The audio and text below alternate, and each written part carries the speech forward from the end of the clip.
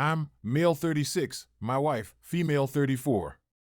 In 2019, my wife cheated on me, and I was completely caught off guard. I wanted to share my experience because I've been told that my reaction was somewhat unhealthy. It was a devastating blow, and I couldn't comprehend why some women could be so untrustworthy, especially after I had done everything to make my wife happy and keep our relationship strong. When my wife and I got married 6 years ago, everything seemed great. I worked in accounts at my company, and she was a nurse. We lived in a nice rented house, had no significant debt, and were financially responsible. Our communication was effortless, we made a great team, and our physical intimacy was fulfilling. My wife always took care of her appearance and remained stunning. Our family dynamic was positive, and I had a close bond with her brother Jacob, who worked as a custodian at the hospital where she was employed, thanks to their mother's influence. My wife was fiercely independent, confident, and commanded respect from both Jacob and me. Although we didn't have children, I believed she would be a fantastic role model if we did. However, my wife had toxic friends who influenced her negatively. Their relationships seemed more like competition than genuine friendships, as they often talked behind each other's backs and engaged in heated arguments, especially when intoxicated. Their frequent fallouts followed by reconciliations during girls' trips seemed like a normal part of their dynamic, albeit frustrating at times. I rationalized their behavior as typical female competition, accepting the upsides while tolerating the downsides. Despite the challenges posed by her friends, I believed in the strength of our relationship and never anticipated such a betrayal from my wife. The affair occurred during a bachelorette party for her friend Erica, which is typically a wild night out before the wedding. My wife and her friends planned to celebrate at a hotel, so I didn't expect her to be back until late. A few days after the wedding, while I was getting ready to shower, I heard my phone ringing in the bedroom. Uncertain if I heard correctly, I proceeded with my shower. Upon finishing, I discovered 6 missed calls from the same unknown number. Intrigued but cautious, I hesitated to return the call. As I lingered in the living room, the number called again. This time, I answered, only to be met with silence initially, with only the faint sound of a conversation in the background. After repeating hello 3 times, I ended the call. Shortly after, the same number called again, prompting me to answer immediately. This time, a girl spoke, revealing herself as one of my wife's friends, whom we'll refer to as Jasmine. I questioned Jasmine about the reason for her call, and she launched into accusations against my wife, claiming she had cheated on me at the party. I was taken aback by the accusation but initially dismissed it as unfounded. However, Jasmine insisted she had proof and mentioned recording the incident. Intrigued and apprehensive, I pressed for details. She recounted how at Erica's party, male dancers were hired to entertain the guests. According to Jasmine, one of the dancers became overly familiar with my wife due to her apparent friendliness, crossing boundaries in the process. While I found the revelation shocking, I couldn't deny the possibility given the nature of such events. After a moment of silence on my end, Jasmine offered to send me the evidence. I agreed, and she asked me to hang up while she prepared to send it. About 5 minutes later, she sent 4 video files to my phone. As I watched them, I sank into the couch, devastated by what I saw. I called Jasmine back, barely able to speak through my emotions, and confirmed that I had received the evidence. She resumed berating my wife and expressed regret for her actions. I questioned Jasmine about why she would betray someone she considered a sister, but she evaded a direct answer. Instead, she criticized my wife and her friends, labeling them as hypocrites and fakes. When I asked how she obtained my number, Jasmine reminded me that my wife had called her from my phone for directions to a dinner party. She declared an end to their friendship and hinted at questionable behavior by Erica. Jasmine urged me to discuss the matter with my wife, who was apparently at another friend's house at the time, unlike me. After the call ended, I felt shattered. With 4 damning videos in hand, I knew I had to confront my wife. I couldn't fathom what my life would look like afterward or how she could betray our trust like this. Although I had always harbored suspicions about these parties, I never imagined it would happen to us, especially since I wasn't even invited. When my wife returned home, I wasted no time in addressing the situation.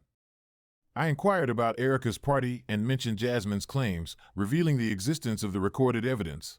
She appeared startled and demanded to know what I was referring to when I confronted her with the videos showing her intimate encounter with the man that night. Initially, her jaw dropped in shock, followed by a horrified scream at the footage. She pleaded with me not to leave her, claiming that Jasmine's actions were fueled by resentment over my wife replacing her as one of Erica's bridesmaids with someone else.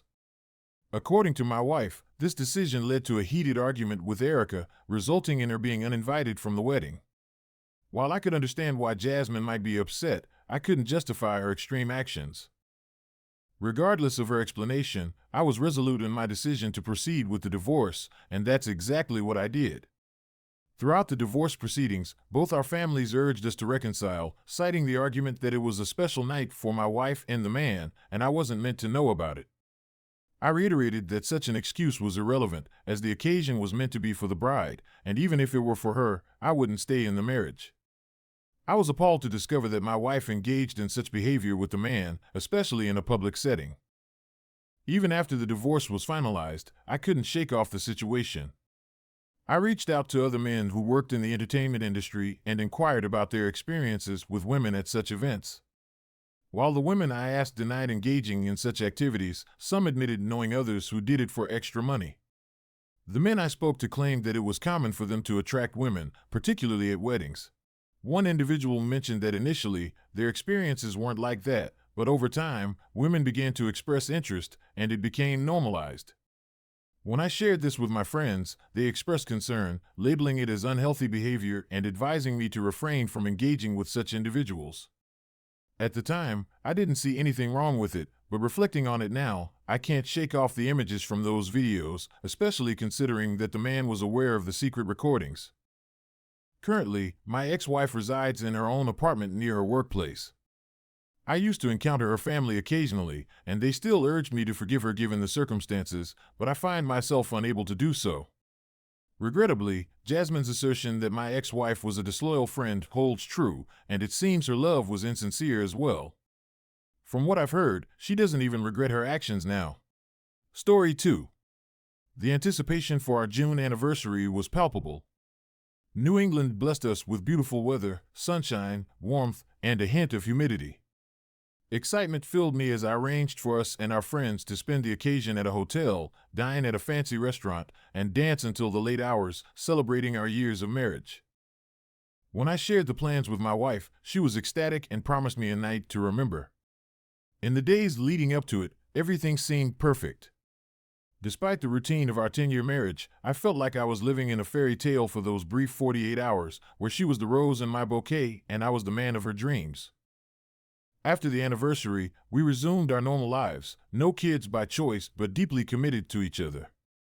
Our social life remained vibrant, with regular outings with friends.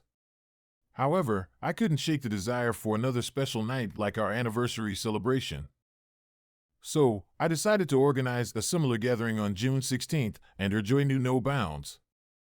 "This is wonderful, a night we'll never forget," she exclaimed. Little did I know, she was right. It was a night etched into memory forever. We both prepared eagerly. She took the afternoon off for spa treatments and styling while I rushed home from work to freshen up. Dressed in our finest, we resembled a couple deeply in love, ready to paint the town red. She emerged from the guest room like a bride on her wedding day, and I was utterly captivated. In a stunning sapphire blue dress that hugged her curves and showcased her assets, she took my breath away. With each step down the staircase, my heart raced and desire surged. "I'm yours tonight," she whispered as she reached the bottom of the stairs, promising exclusive dances for me alone. Before leaving, she teased my excitement with a gentle touch, igniting a fire within me. Although I yearned to ravish her then and there, I knew our passionate encounter awaited us later. With a soft kiss, I thanked her for making my dream night a reality. What began as a dreamy evening turned into a nightmarish ordeal. Arriving at the hotel, we checked in and headed to the restaurant to join our friends for dinner and drinks. We indulged lightly in alcohol, not wanting to spoil the special occasion by getting too intoxicated. Dinner was delightful, with us seated closely, sharing appetizers and enjoying each other's company. The atmosphere was charged with desire, and a friend jokingly suggested we get a room due to our intimate behavior. We dialed it down during the main course but resumed our passionate energy during dessert. With a husky voice laced with desire, she teased about what awaited me later in the room, sending shivers down my spine. Her attire accentuated her curves, and my anticipation rose with each passing moment. The walk to the lounge, where we had a table reserved, felt excruciatingly long after what unfolded later. Initially, we engaged in playful banter and recreated scenes from movies like Dirty Dancing, reliving the passion of newlyweds. However, things took an unexpected turn when a tall man in an expensive suit approached, asking for a dance with my wife. Confused and hurt, I watched as she accepted his invitation, leaving me standing alone. As they danced, their closeness stirred feelings of discomfort and insecurity within me. Returning to our table, her friend revealed Bruce's significance in her past, a former flame from college whom she deeply loved. Despite their connection, Bruce's departure from med school left her heartbroken, and she eventually moved on and found love with me. However, the unresolved feelings lingered, resurfacing unexpectedly during that fateful evening. Feeling blindsided by this revelation, I grappled with the reality that my wife's heart still held a place for someone from her past, despite our years together. She actually invited him to the wedding, hoping he would object when the priest asked if anyone had a reason to object to this wedding. She confessed, her words cutting through me like a knife. Here was my wife, now a virtual stranger, in the arms of the man she truly desired. Why was he here on this night of all nights? It was reunion weekend, a coincidence as we lived in the area where they first met while he was in college. She had a passionate lover before we met, and it seemed he had returned to revisit the scenes of their past rendezvous. They danced until the next set was over, leaving me at the table to ponder various scenarios. When they returned, she requested a private conversation away from our group, leaving him chatting amicably with our friends. Her best friend seemed particularly engrossed in their conversation, like old friends catching up. We found a quiet spot in the lounge to talk, and she poured out her truth. Bruce was my lover before you. We never officially ended things, we simply went our separate ways. He went to Cleveland, I pursued my studies, and then I met you. But I never stopped loving him. You've been an amazing husband, friend, and confidant all these years. I know our decision not to have children has caused you pain, but I couldn't bring myself to have a family knowing my heart belonged to Bruce. He wants me to spend the weekend with him to rekindle our past passion. He wants me to go back to Milwaukee with him, where he's a leading pediatric neurosurgeon, and be with him. I need you to agree to a divorce so I can be with the man I truly love. Her words hit me like a ton of bricks, and I felt a surge of nausea. There's your answer, I muttered in disbelief. Thanks for deceiving me for the 10 years of our marriage and the 3 years we dated. You never gave me a hint that you loved someone else. You've truly betrayed me. What do I do now that you've turned my life upside down? You're still young, you can find true love and start a family. That's the silver lining in all of this. We can both have what we wanted when we got married, she replied calmly. I was reeling, feeling blindsided and betrayed. Why did you even marry me then? Was I just a fallback option while Dr. Wonderful was building his future without you? Bruce and I stayed in touch while we were apart. He had to wait until he was in a position to have me in his life. There was nothing wrong with being your wife. He agreed that I should have my independence while he worked towards our future. You took care of me, and I'll always be grateful for the life we had together. But it's time for me to pursue the life I should have had years ago. Did you meet him to keep your fires burning while we were married? I asked, my voice tinged with hurt and betrayal. He returned every June for his reunion, and yes, I spent nights with him, making passionate love, she confessed, her admission slicing through me like a knife. I made sure you were occupied with work or planned for you to be away with your friends for long weekends. Even though we missed a couple of anniversaries, I made sure you knew I cared for you. Her confession shattered the last remnants of our relationship, leaving behind a tangled web of lies and deceit coated in a sauce of disrespect. Out of the corner of my eye, I saw Dr. Wonderful approaching us with a smile on his face. What would happen next? He towered over me at well over 6 feet tall, his trim figure and dashing suit contrasting sharply with my own. Despite my good looks, his commanding presence overshadowed me, making me feel insignificant. Though I had believed myself to be the focus of her life for 13 years, in his presence, I felt like nothing more than a roommate and occasional lover. With each step he took towards us, I felt my world crumbling. I could never compete with him, and he was effortlessly winning her back. How many times had she fantasized about him while I believed I was the one for her? Their reunion was passionate, their embrace and kisses filled with longing and desire. As they finished, she introduced me to him, plunging a knife deep into my heart. "This is my husband," she said, her words twisting the blade further. "He has taken such good care of me all these years, and I am proud to introduce you to him. You were right, Bruce, he kept me safe, secure, and loved while you worked hard to achieve your dreams. I was just a cog in their love machine, ensuring her happiness and well-being until her true love returned to sweep her away." He spoke, and I wilted further under the weight of his words. His voice, deep and rich, resonated over the music, leaving her swooning in his presence. "I have to thank you," he said, his words the final blow to my shattered ego. "We have waited patiently for these years to be together, and now I am in a position to have the job of my dreams and the woman to complete me. We have plans to start a family and become leaders in Milwaukee. You are a good man, but she deserves a great man, and that man is me." She echoed his sentiments, praising him for being the man she had always dreamed of. As the band played Auld Lang Syne, their reunion was a bittersweet reminder of lost love and shattered dreams, leaving me with a far less poetic ending. I had to come to terms with the reality that I would be facing tonight alone. There would be no one waiting for me at home, no one to provide comfort when the stresses of teaching weighed me down. What I once believed was passionate, fiery love had now evaporated, leaving me with nothing but an empty house and shattered dreams, much like a mirror crashing to the floor. It seemed as though they were seeking my approval for their decision to be together. They wanted me to validate their affair. But I had no desire to be entangled in their enchanted evening any longer.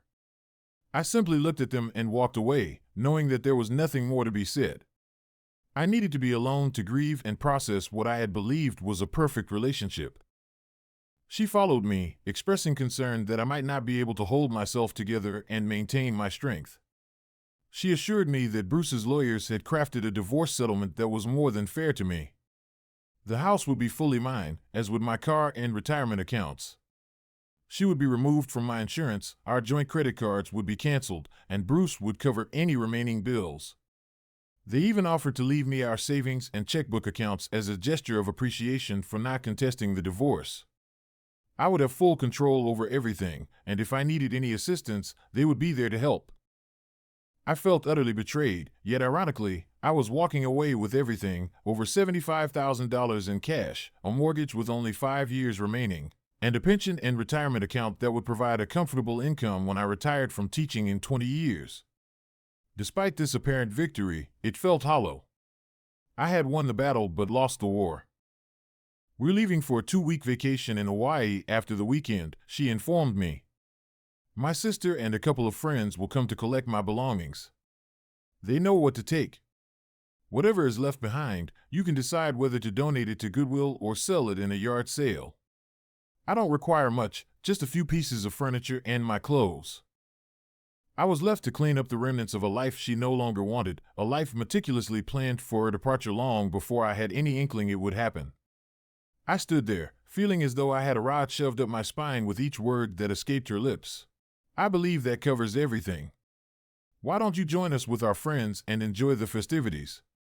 Once you get to know Bruce, I'm certain you'll see how wonderful he is and how both of us will benefit from my decision to leave. My head was spinning. What on earth had she been consuming all these years? She seemed completely detached from reality. I wished I could have some of whatever she was on to numb the excruciating pain I was feeling. I could collapse right here and now, but that would be taking the easy way out. I refused to celebrate their newfound love by being a true cuckold. Finally, I managed to compose myself enough to respond. "You win, I lose. I may have gained possessions and money, but you've won something even greater. You finally secured the better man. He's in, I'm out. I'm leaving. The hotel room is yours for the night. I hope he enjoys the arrangements I made for us and the gift I left for you. Please, don't attempt to return it to me. It would only serve as a painful reminder of your deceitfulness and manipulation. I'll take the car home, and under no circumstances do I want to see you, him, or your friends ever again. Let me know when your entourage will be arriving to collect your belongings. I'll have everything I don't want in the garage, neatly packed in black plastic bags as a symbolic representation of the garbage our marriage has become. I'll borrow a line from my father when he was given the ultimatum to retire from the Air Force or be sent to Vietnam. Hooray for me, and fuck you. I'm done. No more service to you. Enjoy your trip. You've earned it for being such a skilled actress. Thanks for watching. Subscribe to the channel not to miss new videos.